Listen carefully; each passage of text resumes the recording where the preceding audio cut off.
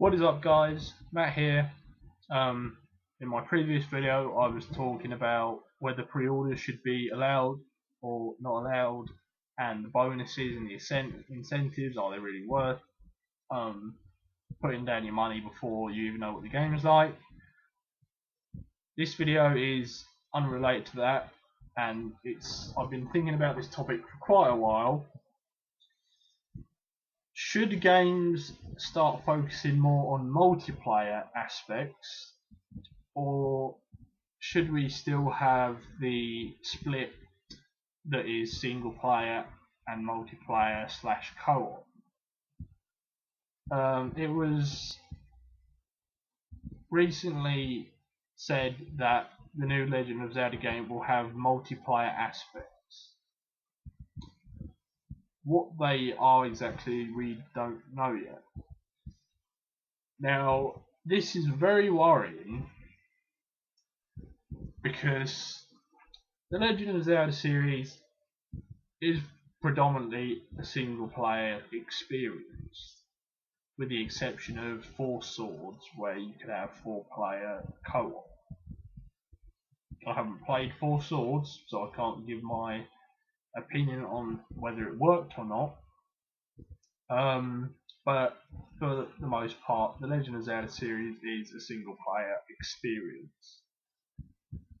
Is including multiplayer aspects really a good idea? I'm not so sure, because some games I played to play on my own, etc., etc. All the really good RPGs are single player experiences for a reason. Fallout series, single player. Elder Scrolls series, single player, except for Elder Scrolls Online, but we're not going to talk about that. Final Fantasy games, single player. You know, the list goes on. But single player games, I don't know if it's fair to say this, but single player games always seem to have better quality compared to multiplayer games. I don't know if that's a fair assumption, but let's look at the likes of Call of Duty, Battlefield, the shooters. They have awful story or single player. Some of the storylines are good, but the story itself is actually how the story plays out is actually really bad. Battlefield 4, I completed the story in like 3 hours, and the ending is ridiculous. In fact, the ending is inconsequential, I suppose you could say. Your actions during the game make absolutely no difference whatsoever. Call of Duty, I haven't played Ghosts. I'm not going to be buying the new one.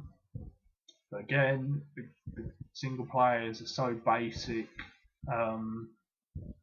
One of the only shooters where I think the single player has actually been done well is the Halo series. The Halo series single players have been reasonable, let's say.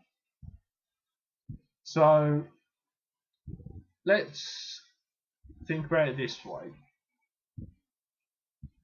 Fallout, the new Fallout, for example, Fallout 4. We have no information about it whatsoever. We don't know what's going on with it. Now, let's imagine it has co-op or multiplayer.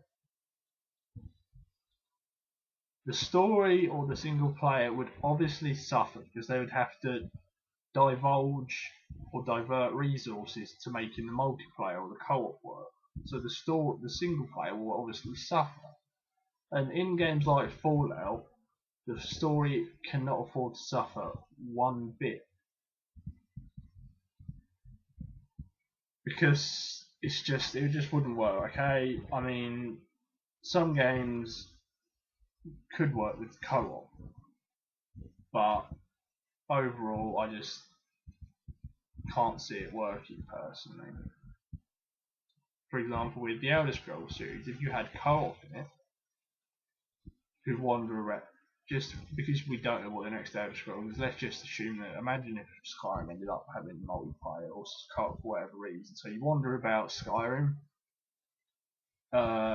Obviously, you're not going to be stuck on the same screen because that would be ridiculous. So, say you go off into a city and do stuff, and your friend goes off into a dungeon or whatever.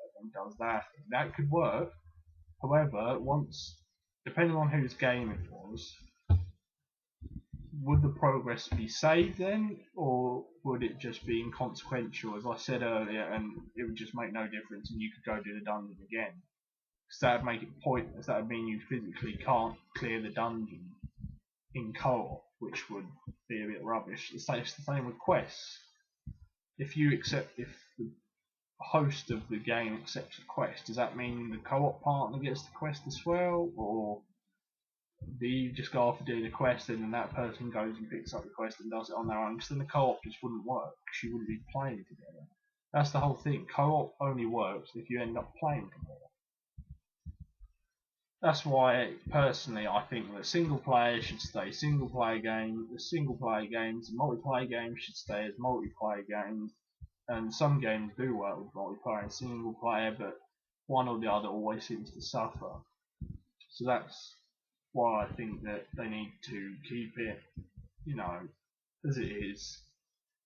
Some games are coming out multiplayer only, some games come out with single player only, some games come out with single player and multiplayer, and that's fine. I think it just needs to stay like that. But when they start making games that are only single player, and then they shove a multiplayer in there for no reason, just to get a bit more, oh, it's got a multiplayer, I'll try that out. That's when it's going to start suffering. Because look at Assassin's Creed. I always felt the Assassin's Creed series did not need a multiplayer. You're a lone assassin on your own, going through the single player experience. Why do you want to go online and end up having a sword fight? Because nobody takes the online seriously in Assassin's Creed. They just sprint across the map, stabbing somebody, and then run off, and it doesn't work. It's not Assassin's Creed anymore. It's turning into sword fight Creed. No, it just doesn't work. So, as always, let me know what you think. Do you think some games adding multiplayer is a good idea? Do you think that some games that are multiplayer predominant should add the story mode? Or do you think, like me, that everything should just stay the same and they shouldn't try forcing modes into games that just aren't going to work? As always, thanks for watching. I will see you on the next video, guys. Thank you.